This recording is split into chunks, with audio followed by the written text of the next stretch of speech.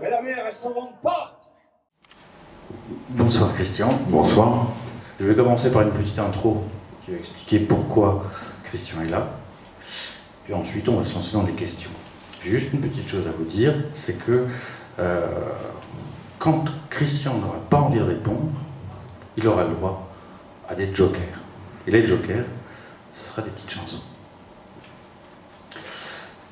Donc Christian, nous avons choisi de t'inviter cette année, dans le cadre du festival Leçon, qui débute aujourd'hui, qui est piloté par notre opérateur culturel Bibliocité, et avec l'aide de la mairie du 11e, que nous remercions chaleureusement ici. Nous t'avions déjà vu ici pour une lecture musicale exceptionnelle en 2024, à l'occasion du cinquantenaire de la médiathèque, avec l'immense traducteur André Markovitch, autour d'œuvres de poètes révolutionnaires russes, que tu as retraduit et publié aux éditions Le Nouvel Attila, sous le titre « La Révolution au cœur ». Pour nous, à Violette-le-Duc, tu comptes. Tu es un artiste complet, et particulièrement, à nos yeux, un poète. Dans ta manière de vivre, de percevoir les choses, de jouer des évocations, de glisser de mot en mot, d'enfance en enfance. Christian, tu es né au Mali, dans les années 60. À la dizaine, tu es revenu sur Paris et sa région. Du Mali et de Bamako, tu garderas des souvenirs et notamment un rythme dont tu nous parleras peut-être, j'espère. Avec ton frère Pascal et une bande de potes, vous vous réunissez, ado je pense, puis jeune adulte, d'abord pour jouer, pour composer, pour mettre de la voix sur des accords. Et vous montez Tête Raide. Alors attention, je dis bien Tête Raide, et non pas les Têtes Raides. S'il te plaît. Ou plutôt, au tout départ, Raide Tête. Mais ce nom de groupe ne durera pas. Il donne toutefois une couleur, le raid, le rouge, pas forcément politique, quoique parfois quand même, et pas nécessairement anglophone, même si je t'ai entendu chanter Elvis, je crois. Mais le rouge de la passion, d'une vie passée à s'engager dans les mots, dans la musique, pour les autres, contre les injustices.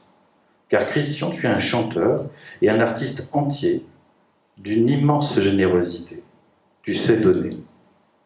Et peut-être parce que ton besoin de consolation est impossible à rassasier, tu touches à tous les arts.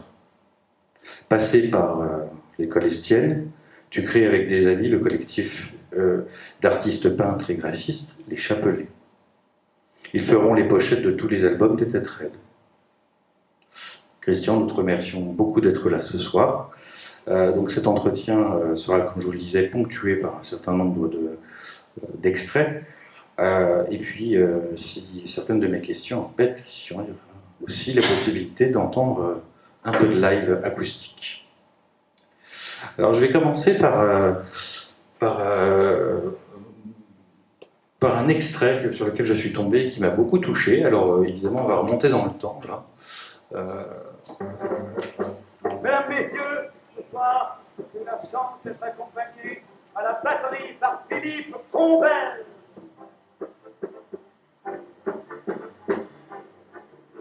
À la contrebasse par Pierre Fils.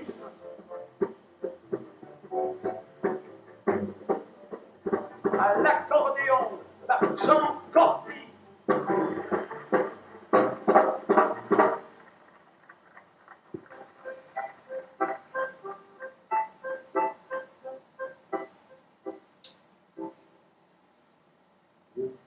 Parle plus, ou alors seulement votre et vous des cieux. Même riches sont pauvres, n'ont plus d'illusions, et n'ont qu'un cœur pour d'eux. Chez eux, ça sent le thym, le propre, la lavande, et le verbe d'antan. Que l'on vive à Paris, on vit tous en province, on vit trop longtemps. Vous connaissez le reste. Hein. Et l'extra, tu peux nous en parler un petit peu ou... Le morceau, il est venu, Brel, avant de rencontrer Jean Corti, quand j'ai commencé à écouter un peu de la musique, la chanson française, puisque j'ai écouté un peu de tout moi au départ, hein, que ce soit du rock, du punk. La chanson française, elle est venue en même temps. Hein. Quand j'ai écouté Brassens, Brel, Ferré, Barbara, j'étais en même temps aussi dans une vague très, très rock'n'roll, très du ska aussi, puisque c'était la période des années 80, tout ça. Et il s'avère que donc on croise la route de Jean Corty. Et puis là, c'était marrant parce que lui, quand il nous a rencontrés, puis donc je lui ai dit, on a commencé à se croiser un petit peu, on a échangé, le premier concert qu'on a fait ensemble, c'était dans une usine de bagnoles, Renault, je crois, enfin dans un comité d'entreprise, je sais plus, j'ai plus la date exacte, mais bref. Et puis ça s'est fini à l'Olympia avec lui, on l'a invité à l'Olympia, et puis on a fait cette chanson, Les Vieux, de Brel, que Jean Corty a composé, quoi, hein, à l'accordéon. Et voilà, ce qui était assez rigolo avec Jean Corty, ce qu'il disait en tout cas, c'est que il retrouvait avec les tournées quand il venait sur les concerts de Tête Raide et tout, pour lui, ça lui vraiment, il revivait les années de Brel, quoi, on va dire. Quoi. Voilà, c'était donc le côté rock'n'roll. On va dire que la chanson française, c'est rock'n'roll aussi. Brel était rock'n'roll dans son style, quoi, de toute façon. Être rock'n'roll, c'est quoi? C'est se retrouver dans des salles avec un micro, 2 petites enceintes, et puis des fois, il n'y avait pas forcément d'enceinte, et puis il faut chanter, il faut jouer. Donc, c'est une énergie, c'est une attitude, la musique d'une manière générale. Donc voilà, puis ensuite avec Jean Corty, on a continué la route pour pas mal d'histoires. J'avais composé sur Gratte-Poil, il y a un morceau que j'avais écrit un petit peu en hommage à Jean Corty, qui s'appelle le Gratte-Poil d'ailleurs. Et puis ensuite, j'ai produit moi ensuite dans mon label Mon Slip, puisque mon label s'appelle Mon Slip, label de musique, quoi. Et donc j'ai produit 3 albums de Jean Corty en solo. Il avait jamais produit d'album, quoi, Jean Corty. Donc quand je lui ai dit, voilà, c'est le moment, bon, t'as accompagné Brel, t'as écrit pour Brel, mais maintenant, il faut que tu sortes ton album, quoi. Donc il y a eu toute une histoire avec lui, bien sûr. Quelle rencontre entre les cannes. Donc là, je vais. La première série. Et juste pour finir, excuse-moi, je te coupe, mais pour finir, c'est vrai que la première fois qu'on joue à l'Olympia ensemble avec Jean Corty, la dernière fois qu'il avait joué à l'Olympia, c'était avec Brel, quoi. Donc il se retrouvait à l'Olympia. Voilà, donc il y avait pas mal de fantômes ce soir-là, on va dire. Excuse-moi de t'avoir. Non, mais toute info, et notamment sur Jean Corty, qui est quand même un bonhomme, pas confondre d'ailleurs avec les maisons d'édition. Mais oui, c'est un sacré bonhomme de la chanson, enfin, de jouer avec Brel. Là, justement, je parlais un petit peu de toi et de la scène. Tout à l'heure, je parlais du Mali, de Bamako, et des premières fois on a déjeuné ensemble, tu me parlais que tu avais appris là-bas à battre le rythme. Est-ce que tu peux nous en parler de cette façon justement de... Appris, non. Enfin, c'est pas comme ça que je le dirais. Enfin, peut-être je dis ça comme ça. Mais on n'est pas loin du Joker, hein, quand même, attention. On n'est pas très loin du Joker, mais bon, on va quand même continuer à parler. Mais non, appris, non. Mais disons que là-bas, c'est les sonorités partout. Donc, je dirais que qu'on le veuille ou non, de toute façon, le rythme, il passe partout. Dans la rue, il y a du rythme tout le temps. Voilà, les gens qui sont dans la rue, ça tape, ça. Quand on travaille, il y a de la musique. La musique, voilà, on pile le mille, ça chante, c'est rythmique. Il y a toujours du rythme et de la musique, quoi, on va dire, quoi. Donc c'est vrai que cette chose-là, je pense que j'ai gardé cette chose-là, sûrement, puisque j'ai croisé pas mal de gens ensuite qui, ma manière en tout cas de penser la musique, même si, par exemple, des fois je tape un 3 temps, une valse par exemple, quand je tape du pied, les gens me disent, mais ouais, c'est une manière africaine de taper, quoi. Voilà. Donc de le penser rythmiquement, on va dire. Mais ensuite, ça n'a pas été quelque chose de... Voilà, c'est ancré. C'est ancré dedans, quoi. Voilà, quoi. Et c'est très intéressant d'ailleurs que des musiciens qui travaillent en France perçoivent cette nuance. Ouais, c'est ça, ouais, carrément. Enfin, bon, moi, je me posais même pas la question, en fait. Hein. Ils m'ont dit, mais c'est bizarre ton truc là, tu tapes comme enfin, de la musique africaine, on va dire. Alors donc tu es chanteur, poète, plasticien, et si je ne me trompe pas, il t'est arrivé de participer au décor. Incroyable, et j'en suis témoin, j'ai eu des concerts début des années 2000, et je ne sais pas où tu trouves toute cette énergie, mais voilà, si tu devais là te présenter en une seule phrase, ou s'il y avait peut-être un domaine dans lequel tu te sentirais plus à l'aise, ou qui te parlerait plus. Déjà, je vais par rapport à ce mot poète, on va dire, quand tu dis tu es, je sais pas, le début de ta phrase, c'est quoi? Ça sonne Chanteur, joker, poète, ça, plasticien. Chanteur, poète, alors ça c'est toi qui le dis si tu veux quoi. Moi je peux pas dire que je suis poète. Enfin quand on me dit qu'est-ce que tu fais, je peux pas dire que je suis poète. Ça n'existe pas pour moi de dire ça. Enfin je veux dire, c'est pas moi de le dire déjà. Enfin, et puis je ne sais pas. C'est bien, c'est moi qui te le dis. Pardon? C'est moi qui te le dis. Ah ben c'est toi qui te le dis, c'est toi qui le penses. Hein, mais je vais faire un petit joker, tiens voilà. Allez.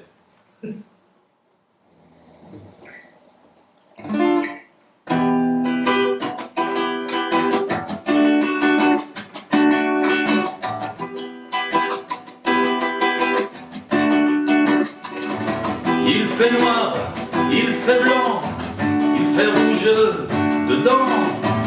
Cap au pire, à l'Occident, c'est tout droit l'accident. Tam tam tam tadam, tam tam tam tadam, tam tam tadam, tam tam tam tadam.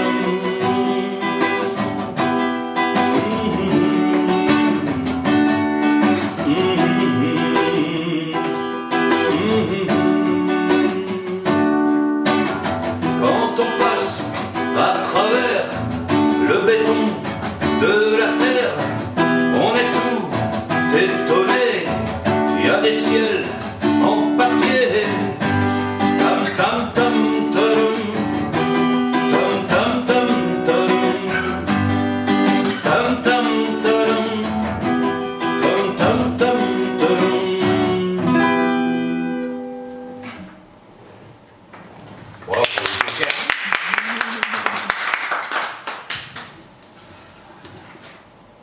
On parlait de quoi déjà? On parlait des décors, et puis... Oui, tu disais voilà. qu'est-ce qui C'est vrai que t'es tellement couteau suisse que... couteau suisse, on va dire que j'ai tout démarré en même temps, on va dire, voilà. Quand je me suis mis, avant je faisais de la mobilette en banlieue, voilà, je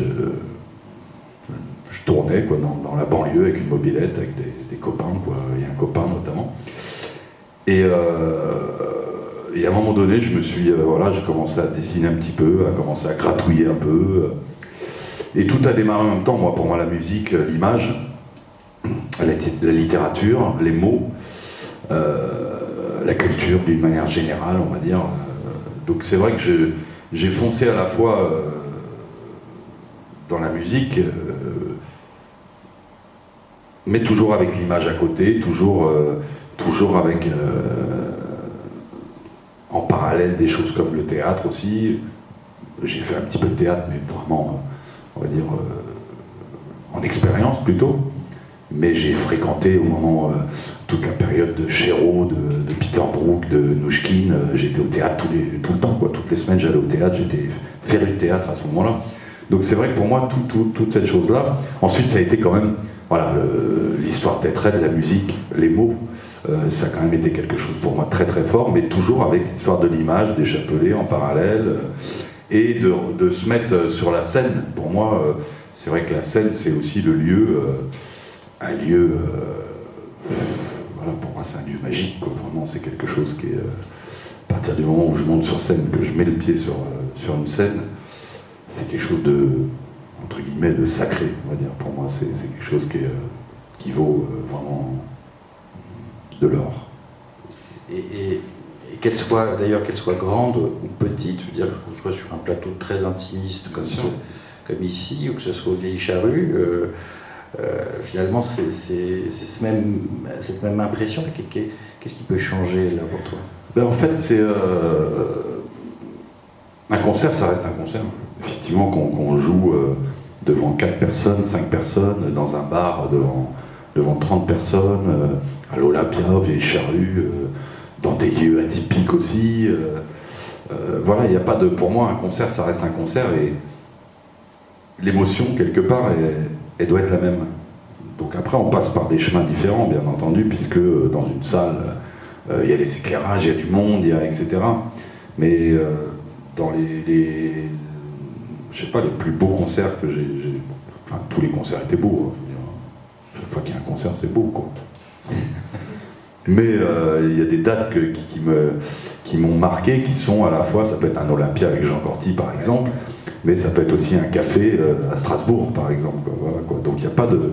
Effectivement, chaque fois qu'on joue, que ce soit sonorisé, en acoustique, il y a cette chose qui est formidable, quoi, et qui est unique, et qui est quelque chose qui...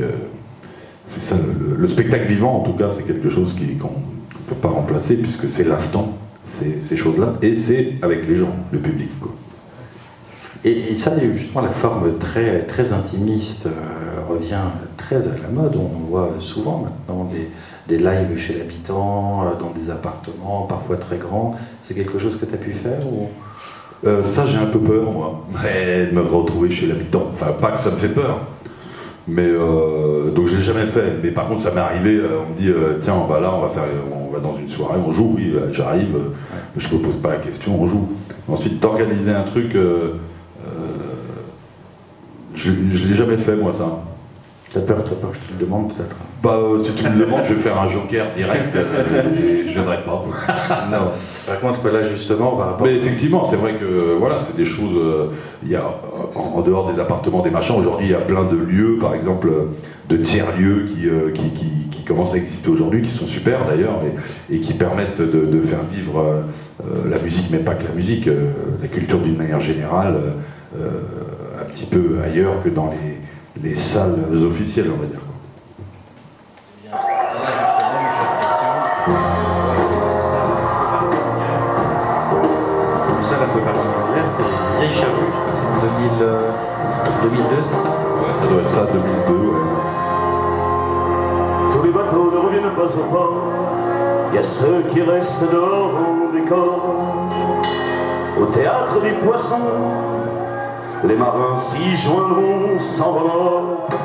Entre théâtre et poisson, il y a la musique, les semblants fausses et précisés. Bras-tu pour le générique. Il y a parfois un semblant, il esquisse dans la brume un refrain qui vous prend la main.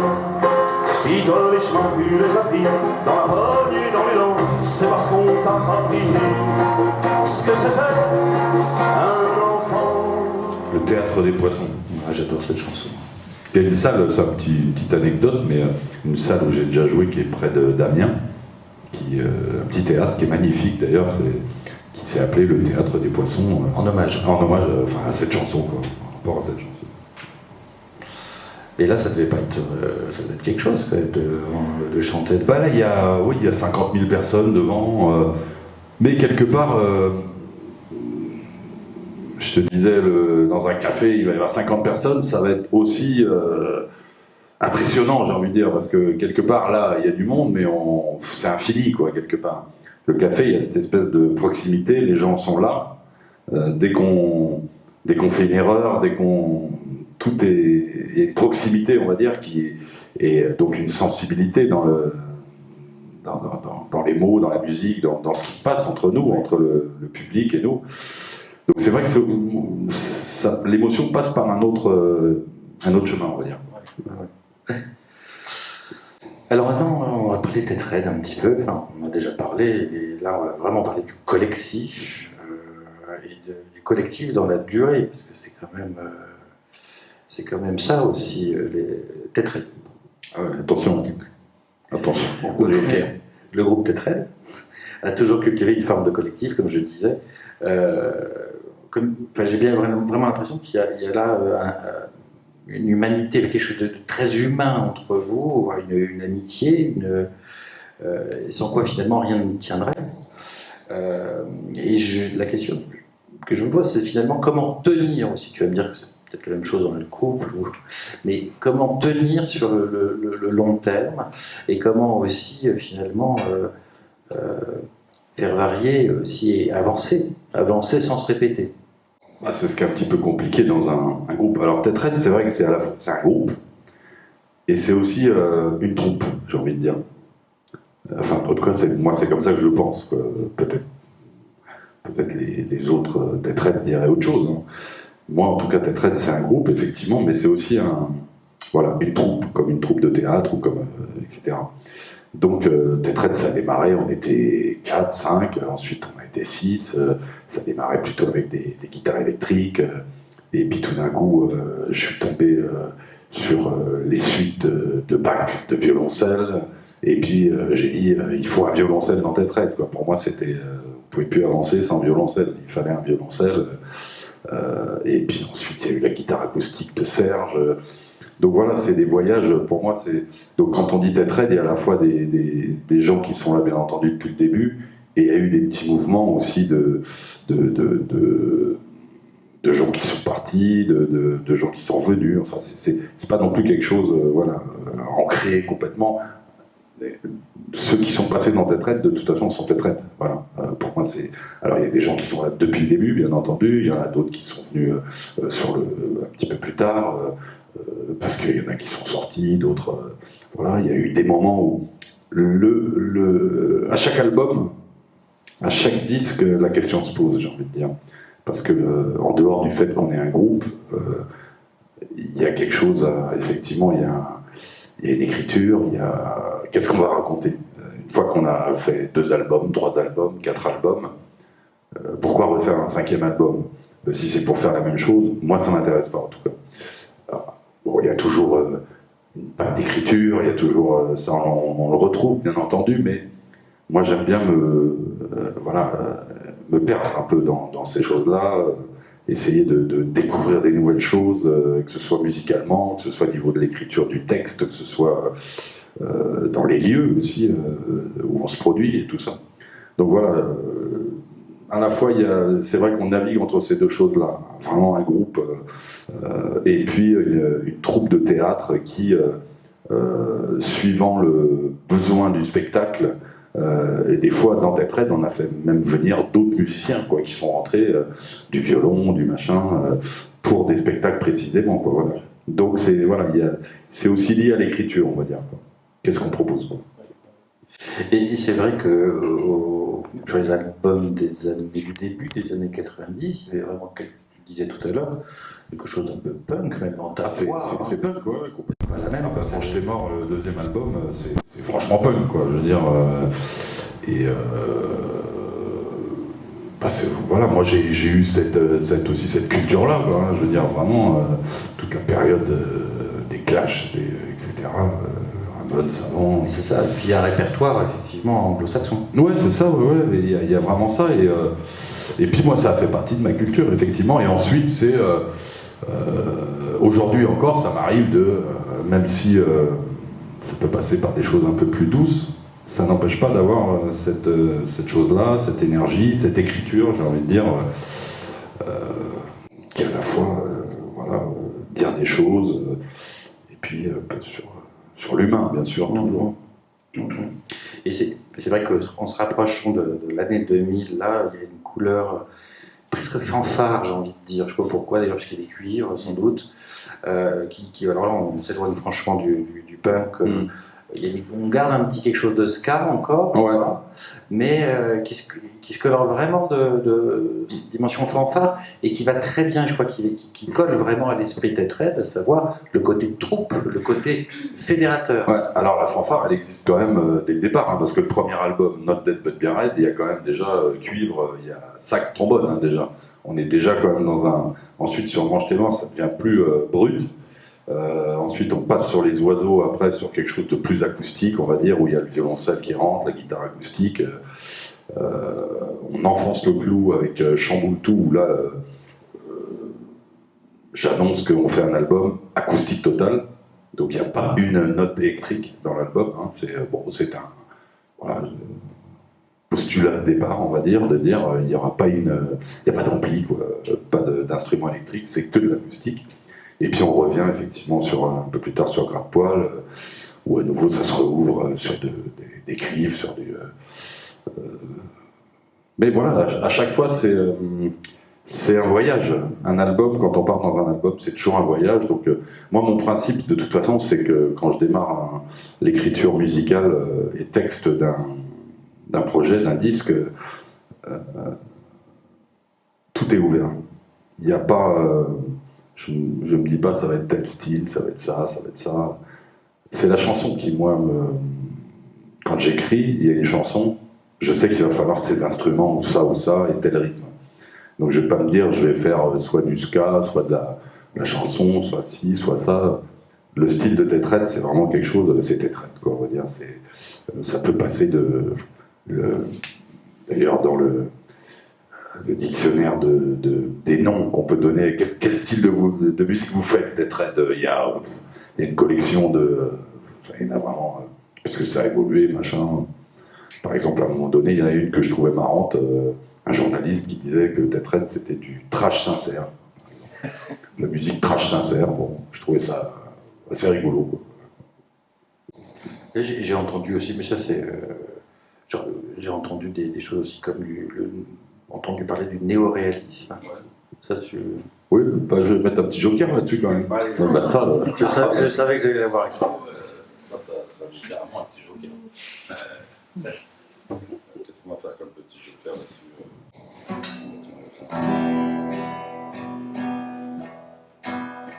Rappelle-toi, Barbara, il pleuvait sans cesse sur Brest ce jour-là, et tu marchais souriante, épanouie, ravie, ruisselante sous la pluie.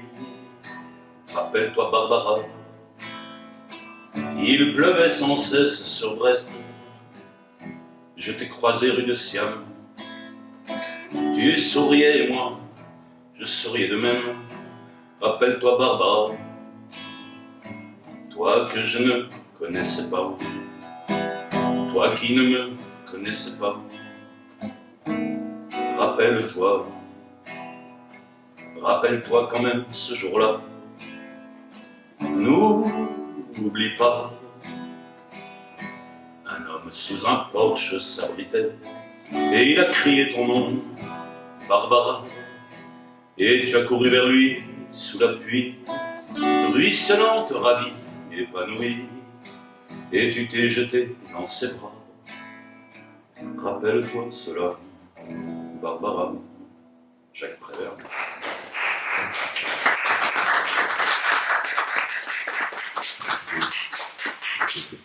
j'ai l'impression qu'il y a plus d'applaudissements que les charrues, hein, carrément, quoi. C'est vraiment énorme, quoi. Ouais. Alors c'est vrai que tout à l'heure on en parlait, hein, du côté touche à tout. C'est du trash sincère, tout touche à tout, je dirais. Justement, c'est une question que je me suis aussitôt posée dès que je t'ai rencontré, c'est parce que quand on s'est vu, c'était à travers un livre aussi. Ouais. Et je me suis dit, mais finalement, qu'est-ce qui arrive en premier? C'est l'image, c'est le son, c'est les mots. C'est vraiment une question. J'espère que tu vas pas me faire un... Bah, je vais pas faire un double, quand même, un double joker, ça serait quand même. Comment ça se fabrique tout ça? J'aurais dû attendre ce joker-là. Écoute comment ça se fabrique. Effectivement, il y a toute cette... c'est des matières, tout ça. Enfin, c'est des matières, c'est des jouets, on peut appeler ça comme on veut, c'est-à-dire les mots, les sons, la musique, l'image. Tout ça, c'est des outils, des matières, des jouets qu'on a pour raconter des choses, pour partager des choses, pour essayer voilà, ramener un peu de rêve, d'imaginaire, de beauté, si on peut. Voilà. Et voilà, donc c'est un jardin. Donc moi, c'est vrai que tout ça, c'est... quand je suis en train d'écrire, même si j'y pense pas, je sais qu'il y a des images qui tournent, je sais qu'il y a des sons, je sais qu'il y a des... et c'est des fois, c'est du ping-pong, un peu, quoi. Ça rebondit, donc... en général, on va dire, pour les chansons, parce que les chansons, c'est aussi quelque chose de spécial.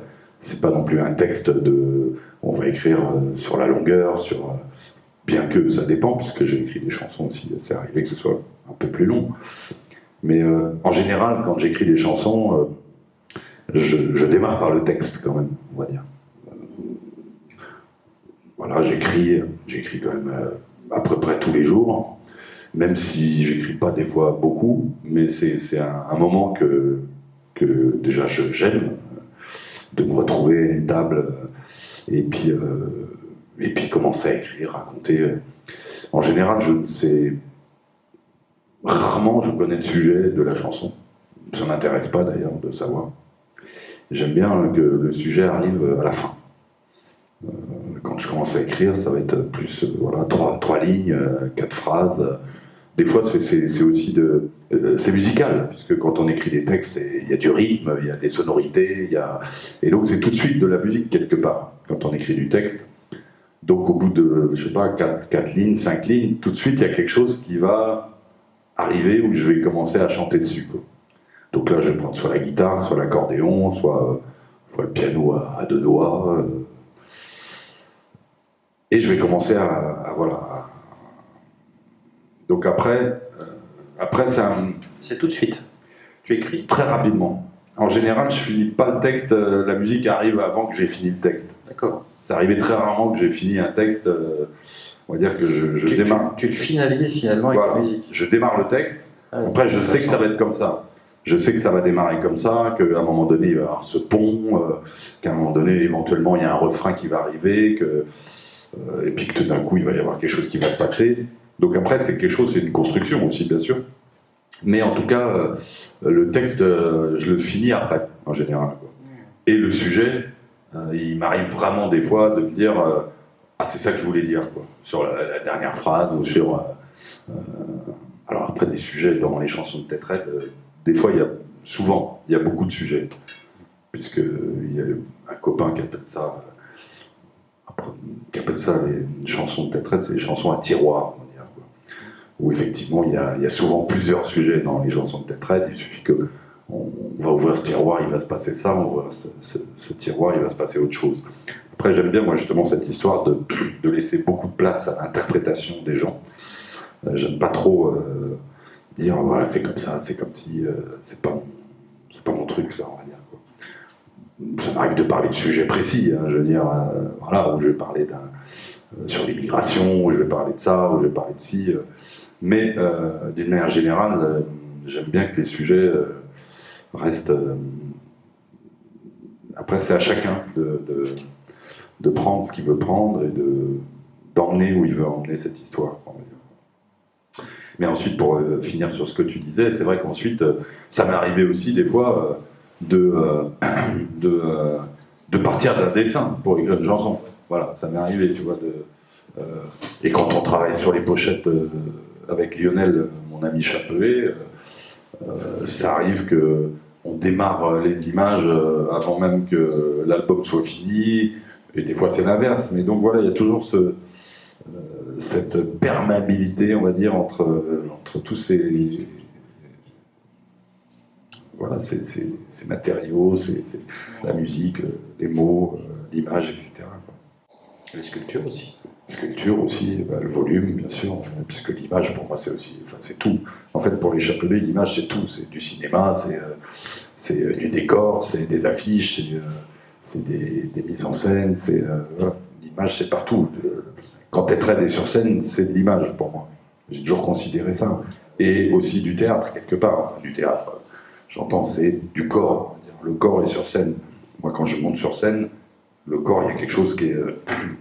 pour avoir fait un petit peu de théâtre comme ça, c'est quelque chose qui est... voilà, l'espace, le corps dans l'espace. Avec la lumière, bien sûr, après, qui écrit cette scénographie. Mais en tout cas, il y a cette chose-là. Et là, je voudrais te faire parler d'une chanson qui a fait carrière. Alors, toi, Une chanson qui a fait carrière? Oui, toi, tu as fait carrière, mais Ouais. il y a une chanson... Ça commence mal, ta phrase, là. Non, bah oui, de toute façon, je vais te demander de faire un joker. Tu Ah sais. ouais? Ah bon? Bah, quelle Et est donc la chanson qui a fait carrière? La chanson qui a fait carrière? Attends. Monsieur en parlait tout à l'heure. Justement, en fait, je voulais savoir En fait, Peut-être après ou avant que tu Ouais. fais ton joker. la chanson qui a fait carrière, elle est arrivée très tôt. Je sais. Elle est sur le Au premier album. premier album, oui. Voilà, premier album. Bon, peut-être très, il y a eu un 45 tours quand même avant ça. Et ensuite, premier album, Not Dead But Buried, qui est arrivé en 88, fin 88, je crois. Et sur cet album, il y a Ginette. il y a cette fameuse Ginette, voilà, et ça, j'ai écrit ça, je venais d'acheter un accordéon. Quand j'ai écrit la mélodie de Ginette, je devais avoir un mois d'accordéon, quoi. Ça faisait un mois que je faisais de l'accordéon. Donc c'est bien de... En fait, ce qu'il faut, c'est redémarrer à chaque fois pour pouvoir faire des belles chansons, quoi. En fait, il faut tout oublier. Quand on écrit une chanson, il faut toujours tout oublier. Parce que là, quand on démarre un instrument, c'est l'essentiel. On ne sait pas jouer, donc on va faire ce qu'on peut. Et en fait, quand on fait ce qu'on peut, en général, on fait des belles choses, quoi, parce qu'on va pas essayer de... alors après, je dis pas que c'est bien d'être bon musicien, hein, enfin, je veux dire... mais voilà, c'est dans l'esprit, en tout cas, c'est toujours ça quand on faut toujours redémarrer. Moi, quand je démarre, c'est vrai que un album, toujours, je repars à zéro presque, quoi. C'est-à-dire, j'aime bien ce truc-là. Et c'est vrai que cette Ginette, on la retrouve après cet album Not Dead But Buried. On le retrouve dans le suivant, puis successivement, peut-être pas dans tous, mais régulièrement, on la retrouve. De toute façon, Ginette, puis Ginette, c'est Tétrette, mais c'est la chanson du public Tétrette, quoi. Enfin, je veux dire, on n'a jamais fait de tube, nous. On n'est jamais passé à la radio, réellement. Tétrette, ça passe pas à la radio. Mais par contre, Ginette, c'est le tube de Tétrette, on va dire. Il y en a d'autres, mais Ginette, c'est quand même le tube de Tétrette. Et il n'y a pas que ça. Il y a un geste, je crois, dans Ginette. Ah bah, c'est un tout, Ginette. Avec la lampe. Ginette, c'est un On tout. parlait de scénographie. On parlait de scénographie, on parlait effectivement scénographie, de scène, d'espace, de corps, de tout ça.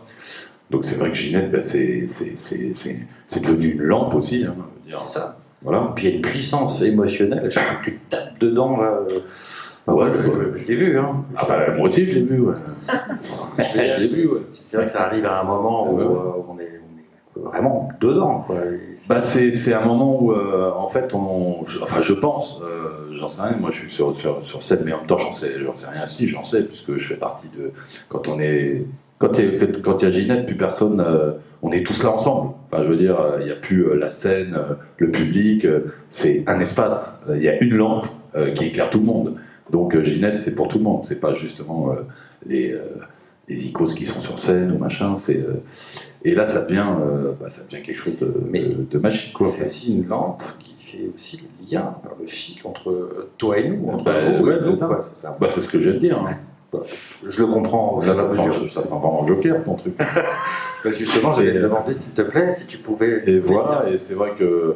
Et encore, à chaque fois que je suis sur la route, régulièrement en concert, quand je bois un verre au bar après le concert, régulièrement, il y a des gens qui me disent voilà, on s'est rencontrés sur Ginette, quoi.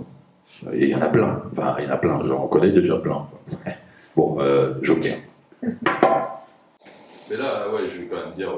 Normalement, je suis avec un accordéon là-dessus, hein, donc voilà. Donc c'est une Ginette, une petite Ginette, on va dire, quoi.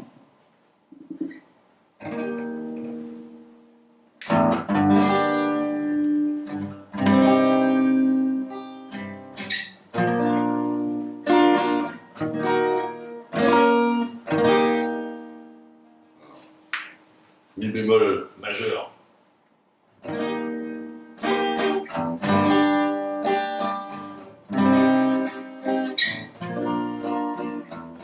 La mer, elle s'invente pas. Et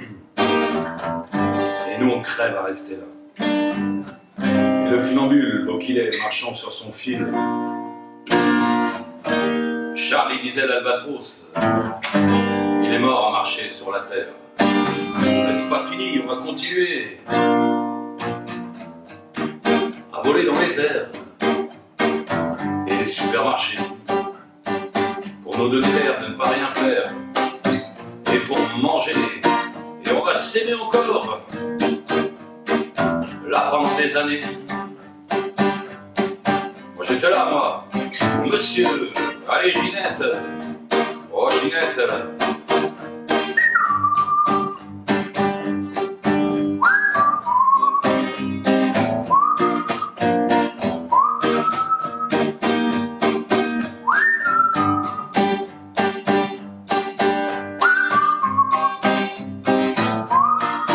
Allez, Ginette. Oh, Ginette.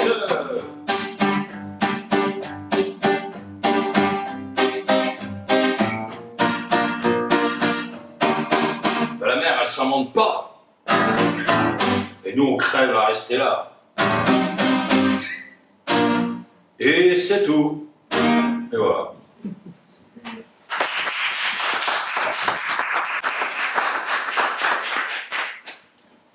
C'était une mini Ginette hein, quand même. Ouais. Mais ça reste une merci beaucoup. Et d'ailleurs, tu l'as rencontré? Pardon, Je l'ai rencontré, j'ai aperçu, enfin j'ai croisé une Ginette, on va dire. Et un Gino aussi Un Gino, ouais. Un Gino, j'en ai croisé un Gino, ouais. Aussi Rue, bah, c'était dans le 11e d'ailleurs. Un Gino, j'en ai croisé un, rue, de Bastille, rue de la Roquette, pardon. Rue de la Roquette, on jouait dans les bars beaucoup à l'époque. Et j'avais croisé un Gino, effectivement. Et c'est pour lui Non. Mais oui aussi. Mais des Gino, depuis j'en ai croisé quelques-uns. Voire des Gino. Quoi. Ok. Alors. Donc oui, les mots. On va revenir aux mots parce que je change un peu de chapitre. Là, c'est l'écriture, la voix et, la poésie. Les mots ont-ils une matière? Tu as déjà répondu à cette question, mais d'ailleurs, c'était pas une question, mais tu en as parlé. Et c'est vrai que là, c'est un peu au sculpteur aussi que je parle, et le sculpteur qui bosse actuellement sur du plâtre. Et T'es bien incarné, hein, dis donc. J'ai un pote qui m'a regardé sur des questions. Mais voilà, je voulais que tu me parles un petit peu de cette plasticité là de plâtre, voire même de cette sensualité pour toi qui travaille ça, et ce rapport-là à la matière, et comme tu parlais tout à l'heure du rapport ton rapport au mot, à la matérialité même du mot, ou de la scénographie, voilà, qu'est-ce qu'il y a là-dedans qui se joue, et notamment en sculpture, dans la sculpture. J'ai envie de dire que de toute façon la sculpture, elle est quand même partout. Enfin la sculpture, quand on écrit une chanson, ça peut être de la sculpture aussi. Parce qu'on taille dedans, une chanson c'est des fois en dehors des sujets, c'est un paysage, c'est des ambiances, c'est des odeurs, c'est des matières, ça colle, ça colle pas. C'est aiguisé, c'est sombre, etc. Donc c'est vrai que déjà moi de toute façon dans tout ce que je fais, que ce soit dans la musique, l'écriture ou l'image, il y a cette chose-là, de toute façon, ces matières-là. Ensuite, le volume, si on parle du plâtre en lui-même, le volume, on a toujours travaillé le volume avec Chapelet, dès le départ, les premières pochettes de Deathhead, c'est du volume, hein, quoi. Donc il y a des sculptures déjà à ce moment-là, en terre, et ensuite nous, Chapelet, c'est tellement... tout est possible avec Chapelet. Tous les matériaux, on va ramasser quelque chose, on va prendre, on aime bien, on veut expérimenter tout, quoi, on va dire. Quoi. Donc il n'y a pas de... Tous les matériaux sont bons, on travaille du carton, de la ferraille, des tissus, etc. Il n'y a pas de... Tout est bon. Tout ce qui est matériaux vivants, on va dire, qui a déjà vécu, qui a une histoire, on aime bien ça, en tout cas. Pas que ça, mais... Et puis donc le plâtre, j'avais déjà fait 2-3 petites choses, et puis là, effectivement, il y a quelques mois, je sais pas, j'ai eu cette sensation qu'il y a quelque chose qui m'appelait là-dedans. Et j'ai commencé à me lancer là-dedans, quoi. Vraiment, j'en avais fait un petit peu, mais on va dire que là, maintenant, j'ai vraiment pris un plaisir vraiment très fort à travailler là-dessus. Et à chaque fois que je vais à l'atelier pour bosser là-dessus, il y a vraiment, il y a quelque chose quoi, qui me... une vibration, il y a une envie de raconter des choses avec ça. Donc c'est à la fois la matière et la sculpture, voilà, effectivement, les 3 dimensions, l'espace, voilà, puisque c'est ça qui me parle. Et alors, ce sont plutôt des personnages, plutôt des... C'est du personnage, mais quelque part, c'est du personnage en n'étant pas du personnage. Pour moi, c'est pas du figuratif, c'est pas, ça reste plus du personnage c'est des idées, et quand on dit des idées, c'est plus qu'est-ce qu'on ressent. C'est pas forcément, justement, on sait pas si c'est une femme, si c'est un homme, si c'est, on sait pas. Ça, des fois, on peut se dire oui, c'est ça, mais non, on sait pas. Et donc, c'est plus que qu'est-ce que ça peut provoquer, quoi, on va dire, comme et puis la lumière autour de ça, puisque dans les sculptures, il y a vraiment cette chose-là où on tourne autour de la lumière, on raconte des choses avec ça beaucoup, la taille, etc. Mais c'est vraiment sans se demander qu'est-ce que ça raconte, c'est plus qu'est-ce que ça provoque, on va dire. Pour moi, c'est cette chose-là. Alors voilà, des fois dans les sculptures, on dit ah voilà, il a voulu dire ça, quoi. Voilà, il a fait cette sculpture pour dire ça, pour exposer ça. Moi, c'est vrai que ça, c'est pas ça qui m'intéresse. C'est plus quand on va être en face de la sculpture, qu'on va tourner autour, qu'est-ce que ça nous provoque, quoi. Et avec quoi on repart une fois qu'on a passé un moment avec cette pièce, on va dire, quoi. Non. Moi, en tout cas, je peux te dire ce que ça me provoque en moi, ce que j'ai pu voir, et aussi d'ailleurs ce qu'un certain nombre de chansons ont pu provoquer en moi, c'est l'enfance, mais au sens noble du terme. Et là, je pense notamment à Brel. Je me souviens d'un entretien qu'il avait donné où il disait que l'enfance n'était pas un âge, mais qu'il était un territoire. Et il y a des moments, ça sent le... Non, mais on va voir. Et souvent, j'ai l'impression que les têtes raides, ou les chapelets, ou un peu tout ce que tu fais, provient de cette puissance, non pas enfantine, non pas juvénile, parce qu'il y a beaucoup de maturité, c'est pas ça. C'est d'un cœur d'enfant, mais vraiment au sens noble du terme. Et c'est vrai que ces grosses paluches qu'on voit par exemple chez les chapelets, ou le vocabulaire parfois emprunté, tout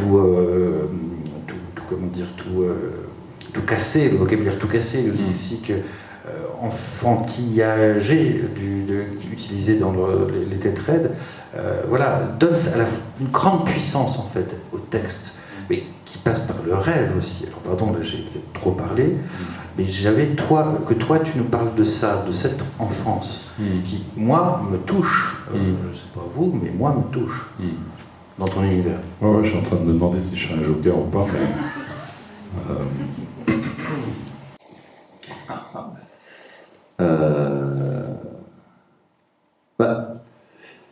C'est là, de toute façon, cette histoire de l'enfance. Effectivement, l'enfance, c'est nous.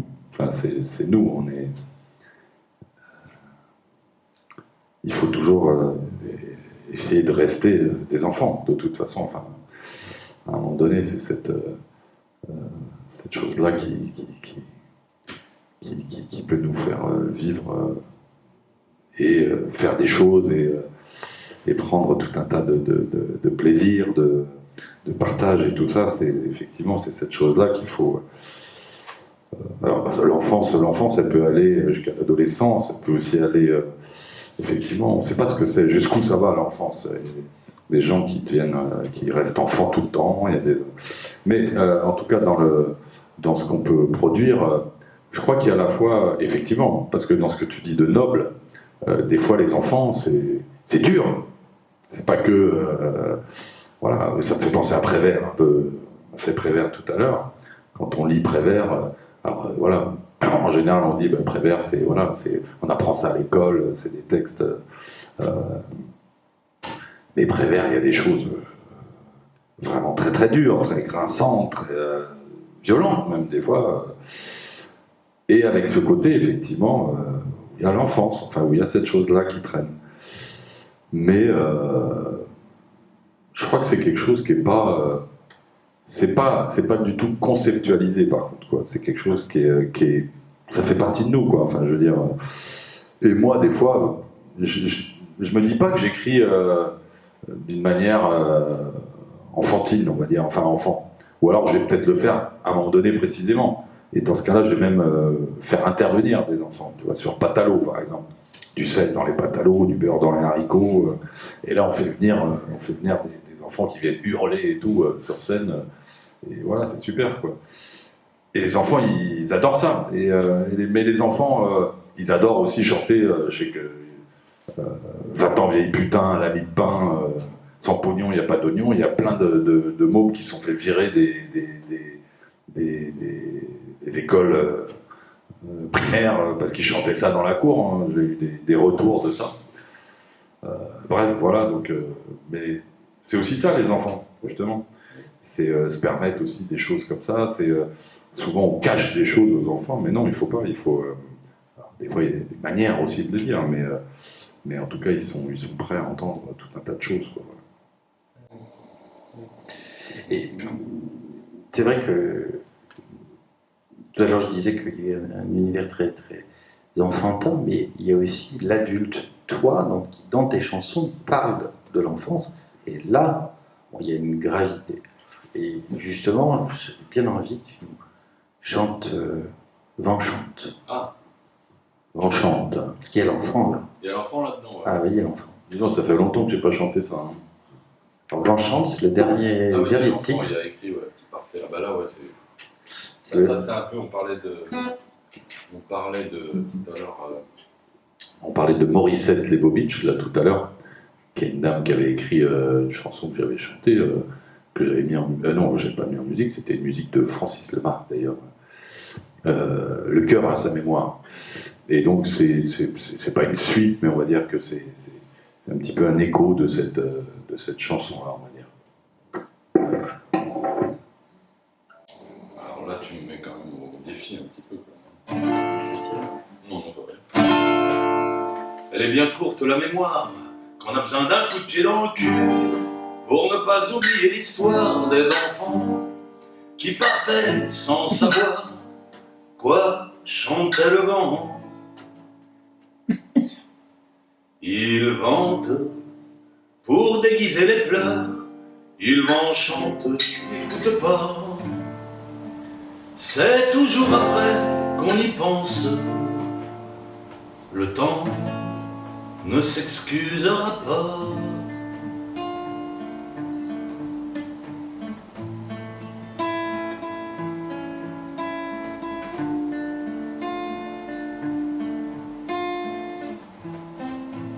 Le temps ne s'excusera pas. Oh, normalement, il y a une fin avec du piano et tout. Là, je suis pas de piano.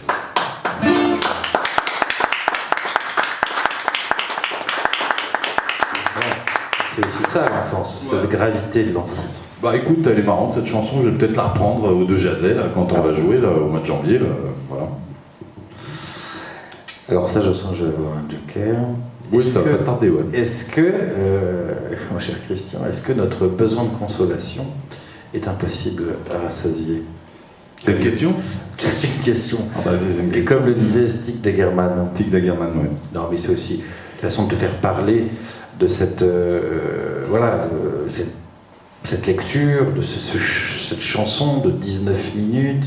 Le chant, ouais. Qui est, et puis ce texte quand même. Bah déjà, si on parle de Dagerman, moi c'est vrai que vite fait, j'ai toujours, à partir du moment, enfin, la littérature, la poésie, j'ai commencé en même temps, on disait tout à l'heure, j'ai tout commencé en même temps. Donc, c'est vrai, Mayakovsky, il y a très longtemps, Genet, les surréalistes, enfin voilà. Et ensuite, dans Tête Raide, il y a toujours eu pratiquement un invité. J'ai toujours invité un poète ou une poète à participer à Tête Raide. Il y a eu Boris Vian, il y a eu Joyce Mansour, il y a eu les surréalistes Soupeau, J'ai travaillé sur Michaud, sur Desnos, Prévert, bien sûr, et bien d'autres. Et il y a toujours eu un invité, quoi, on va dire, quoi, voilà. Et effectivement, il y a eu un invité sur l'album Banco. Je suis tombé, moi, en fait, on m'a mis ce bouquin, je ne le connaissais pas, 2 ans avant, je crois. On m'a mis ce bouquin entre les mains, quoi. On m'a dit, ouais, lis ça, je pense que voilà, ça va te parler. Puis je l'ai lu d'une traite, et puis tout de suite, voilà, j'ai eu envie de mettre ça en musique, quoi. Voilà, pour moi, c'était. Mais comme c'est arrivé avec le Condamné à mort de Jean Genet, qui est, bon, c'est autre chose, c'est une autre manière, hein, puisque là, on est en alexandrin, on est sur encore une autre manière de dire. Mais voilà, notre besoin de consolation est impossible à rassasier. Pour moi, c'était un truc chaud, quoi, on va dire, quoi. J'ai l'impression que c'est quelque chose qui est dans ce texte, à chaque phrase, à chaque fin de phrase, c'est des uppercuts, c'est vraiment un truc, c'est phénoménal, quoi. Enfin, c'est avec, il faut le noter, puisque c'est pas toujours le cas, une traduction magnifique de Philippe Bouquet, qui était venu nous voir d'ailleurs dire ce texte-là en concert. Il était en pleurs à la fin du concert d'avoir entendu ça. Et c'est vrai que en concert Tête Raide, alors bon, moi des fois je fais des choses comme ça, ça plaît pas forcément toujours à tout le monde. C'est vrai qu'il y a même dans les concerts Tête Raide des gens, on démarre notre besoin de consolation, il y en a qui disent bon je vais aller boire un verre et tout, pour 30 minutes, bon ok, allez hop, c'est parti. Mais pour ceux qui rentrent dedans, ça arrive aussi des anecdotes où j'avais un mec qui écoutait, puisque la seule fois où c'est passé c'était sur France Culture, bien entendu, ça peut pas passer ailleurs, quoi. Et c'est un gars qui conduisait, il était près de Toulouse, là, je sais plus où, c'était la nuit, il roulait. Et donc il commence à entendre le début de Stig Dagerman. Il a écouté ça pendant 2 minutes et en fait il s'est garé, quoi. Il a fallu qu'il se gare parce qu'il pouvait plus conduire et il a écouté, il s'est arrêté, il a écouté tout le Stig Dagerman et il est reparti, quoi, après, quoi. Et bon, c'était rigolo, quoi, comme anecdote. Et depuis, il y a plein de gens qui ont découvert Stig Dagerman par ce truc-là. Moi j'aime bien faire découvrir. À l'époque on a fait Desnos, L'amour tombe des nues par exemple, dans la salle, c'était au Trianon, ça, on avait fait plusieurs jours là-bas, et il y a plein de gens qui découvraient Desnos, quoi, et qui chantaient Desnos alors qu'ils n'avaient jamais lu un vers de Desnos. Et moi j'aime bien cette chose-là, de faire découvrir, en dehors de moi, mes textes, mes chansons, faire découvrir des auteurs, des autrices, j'adore ça. Alors, ce qui m'intéresse là où je dois t'interroger, c'est un peu sur la façon dont tu as pu travailler avec d'autres artistes et où d'autres artistes ont pu travailler avec toi. Alors évidemment, je pense à Mano Solo, je pense à Rachita, et puis on fera un lien tout à l'heure par rapport à cela. Mais il y a évidemment Jeanne Moreau. Là encore, c'est Emma, la chanson absolument magnifique. Qui est peut-être allée passer à la radio, celle-ci, non? Un petit peu. Ah, tu vois? Mais tranquillement. Tu vois? Tiersen, ça c'est plutôt un compositeur, mais voilà, il y a finalement une porosité comme ça entre les Têtes Raides et aussi tout un champ tout un monde musical que tu as côtoyé, que tu côtoies toujours, et comme s'il y avait une imprégnation entre vous. Il y a à la fois les gens, moi, avec qui j'ai bossé via Tête Raide, et puis il y a les gens avec qui j'ai bossé hors Tête Raide aussi, puisque par exemple Rachid, c'est plutôt des choses où j'ai travaillé sans Tête Raide, sur les premiers morceaux que j'ai fait avec lui, sur son album T'es-qui-toi, là. Et puis après, je l'ai invité sur Tête Raide, quoi. Mais voilà, il y a aussi deux choses. Enfin, il y a à la fois, bien entendu, l'aventure Tête Raide, puis moi, mon chemin que j'ai fait aussi. Je pense par exemple là, le spectacle de Prévert avec Yolande Moreau, bah là, c'est autre chose. Enfin, on va dire que c'est pas du Tetraed pur et dur, même si, bon, moi j'ai composé les musiques, etc. Mais, et puis, bah, celui qui écrit et qui compose les musiques dans Tetraed, c'est qui tu sais, on va dire. Donc voilà. Mais depuis le départ, il y a quelque chose. Bah, tu citais Mano, bien sûr, Mano Solo. Je crois que c'est les choses, enfin on dit pas, moi j'ai jamais dit voilà je vais faire un morceau avec telle personne, telle autre, ça se fait. On va dire que c'est quelque chose qui se fait, donc on n'a pas besoin on sait. Enfin, je veux dire, quand j'ai écrit Emma par exemple avec la Jeanne Moreau, j'ai commencé à écrire cette chanson, je commençais à jouer la mélodie et j'ai dit c'est avec elle quoi. Pour moi, il fallait que ça se fasse avec elle, puisque c'était ça, quoi. C'était ça. Et donc, bah, on s'est rencontrés, puis elle m'a dit oui. Enfin, ça s'est fait tout de suite, quoi. Il n'y a pas eu de... Avec Rachid, c'est pareil. Il n'y a pas... Voilà, on n'a pas besoin de se parler avant. On n'a pas besoin de s'expliquer, on n'a pas besoin... Il y a quelque chose qui passe déjà... Sûrement parce qu'on entend des choses aussi, mais c'est les connexions comme ça qui se font. Mais c'est vrai que forcer les rencontres, je suis pas trop fan de ces choses-là. Ça peut arriver qu'on monte un projet avec, voilà, pourquoi pas. Mais c'est toujours, j'aime bien que ça se fasse sans qu'on sache trop. Bah tiens, boum, hop, ça se fait. Voilà. Et le reste, c'est une évidence. Bah, le reste, voilà, c'est là, quoi, on va dire. Et encore une fois, dans des styles complètement différents. Tu vois, je vais te citer par exemple une violoncelliste magnifique qui s'appelle Sonia Bider-Atherton, qui est une dame de la musique classique. Et cette connexion, on a fait une fois on était sur France Inter, et je l'ai vue jouer. Tout de suite, je voulais faire un truc avec elle. Enfin, pour moi, c'était ça. On avait le son, comment elle abordait la musique, etc.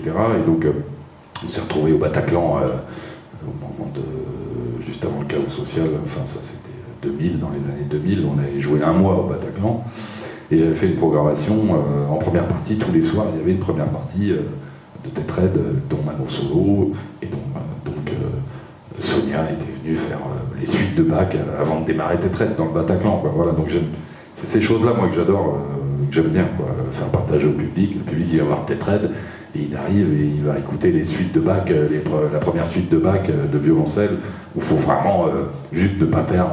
faut se taire, quoi. Enfin, j'aime bien ces mises en situation.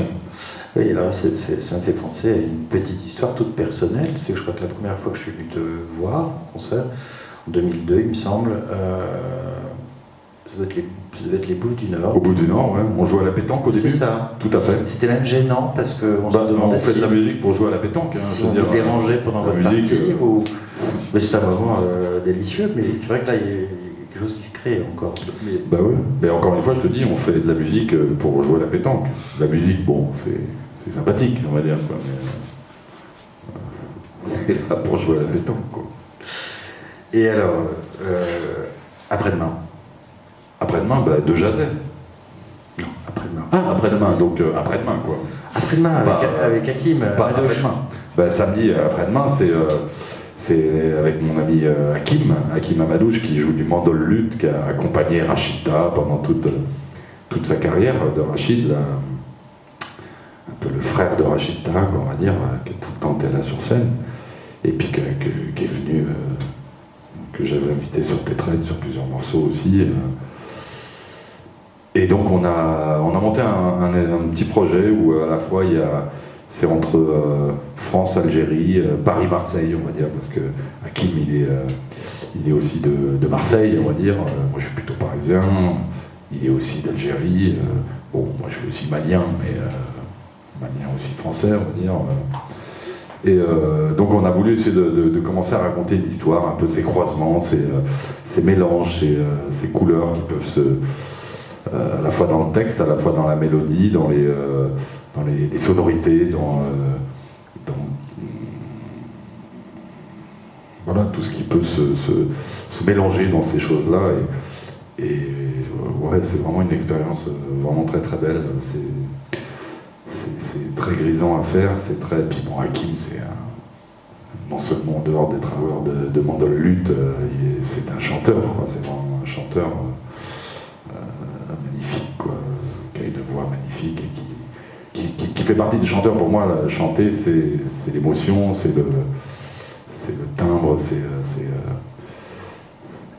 la vibration, quoi. C'est la vibration. Aujourd'hui, des fois, j'entends des chanteurs, des chanteuses. Bon, ok, ils chantent bien, mais voilà, je sors, je m'en vais du concert.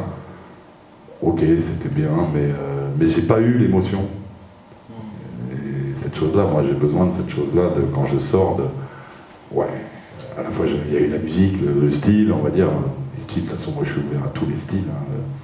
Encore une fois, la musique, toutes les musiques sont bonnes, on va dire. Il n'y a pas de. C'est plus comment on le fait, comment on le partage, comment on le. Donc c'est habiter quelque chose, quoi, on va dire. Là, il y a une phrase de lui, je suis tombé dessus, il m'a fait sourire et je me suis demandé si ça lui ressemblait. Ça. Gil Shahabi, c'est une attitude, une manière de vivre sans rouler des mécaniques. Ça lui ressemble, vous dire? Ah bah ouais. Une humilité. Ah bah ouais, Hakim, c'est en ça, nous, on se voit, c'est la famille, quoi, on va dire, quoi. C'est des frangins, c'est la famille, quoi, on va dire. C'est vraiment ça. Donc il y a une humilité. Le spectacle, c'est pas se mettre en spectacle, c'est faire ce qu'on a à faire. On a une chanson et faut vivre cette chanson, quoi. Donc c'est là-dedans que ça se passe. Et donc l'humilité, elle est là-dessus. On n'a pas besoin de. Encore une fois, bon, des fois il y a des scènes, il y a des décors, il y a des machins, mais jouer nu dans un lieu où il n'y a rien. L'émotion, elle est là. Ça suffit. On peut avoir cette chose-là. Et donc, après-demain, puisqu'on parlait d'après-demain, il y aura exceptionnellement aussi un guitariste qui va nous accompagner, qui est Martial Bord, qui était venu au moment des Russes, là, le guitariste qui était venu pour jouer là-dessus. Et donc, là, on va basculer en trio pour cette soirée-là. Ça va être un grand moment, je ne sais pas si vous pourrez toutes venir. Et puis alors là, autre grand moment, une autre envergure, c'est De Jazet. Le théâtre de Jazet. Le théâtre de Ferré, j'allais dire. Ouais. Et je t'y vois merveilleusement bien, je t'y vois déjà, c'est en janvier. Je te voyais déjà, ouais, c'est ça. J'ai envie de te voir là-bas, d'ailleurs, j'ai vu mes places. Du 15 au 24, c'est ça? Alors ouais, c'est du 15 au 24, et on va dire qu'on est vraiment en train de se demander si on va pas pousser, parce que là ça commence à se remplir, donc on est en train de se demander si on va pas pousser un peu plus loin encore. Ça pourrait peut-être aller jusqu'au 31. D'accord. C'est fou, c'est complètement dingue. Et tu veux nous en parler un petit peu là? Il va y avoir, c'est le répertoire Tetraed. En fait, l'idée de la soirée, c'est vraiment Christian Olivier qui fait la première partie de Tetraed, quoi. C'est vraiment Christian Olivier en dehors de Tetraed. Tetraed, c'est quoi? C'est 25 albums, je crois, si mes souvenirs sont bons. Et Christian Olivier, il a fait 25 albums de Tetraed, et puis il a fait aussi 5 albums solo sans Tetraed. Et donc, donc je suis parti sur la route. Le dernier projet, c'était donc la Révolution, là, les Russes, là, le ça et le ça. Et donc l'idée, c'était de faire une première partie avec les musiciens avec qui je joue sur ce projet-là, en première partie de Tetraed, et deuxième partie de soirée, il y a Tetraed qui arrive. Donc moi, ça faisait vraiment, je sais pas, presque 40 ans que je rêvais de faire la première partie de Tetraed, quoi. C'est quelque chose qui m'a toujours... voilà. Donc là, ça va arriver, c'est vraiment quelque chose de magnifique, quoi, je veux dire. Qu'est-ce que Christian, en première partie, donc, va nous chanter de son répertoire? Est-ce que, par exemple, André Markovitch sera présent? André Markovitch, il sera pas très loin, au balcon, ou présent. C'est possible qu'il passe à un moment donné. Mais ça va pas être que du russe, là, en l'occurrence. Ça va être vraiment des morceaux aussi que j'ai écrits dans les albums, dans les albums passés, quoi, on va dire, quoi. Il y a un peu de russe, mais il n'y a pas que du russe, quoi. Et peut-être même des nouveaux morceaux. Voilà, et voilà, c'est vraiment donc démarrer la soirée par rapport au public, d'avoir les deux d'avoir les deux chanteurs qui vont passer sur scène, quoi. C'est rigolo. Enfin, moi, ça me fait bien marrer, en tout cas. C'est chouette. Merci beaucoup, Christian. Avec plaisir. J'en ai fini. Est-ce qu'il y a des questions ici pour Christian? Bon, déjà, on a déjà dit pas mal de choses. Hein. Non? Ouais. Là, c'est l'heure d'aller à l'apéro. Merci beaucoup. Bon, merci. Hein. Et puis, rendez-vous au Jazet, quoi. Voilà. Pas demain, non, c'est mal parti. Merci. Merci. Bonne soirée.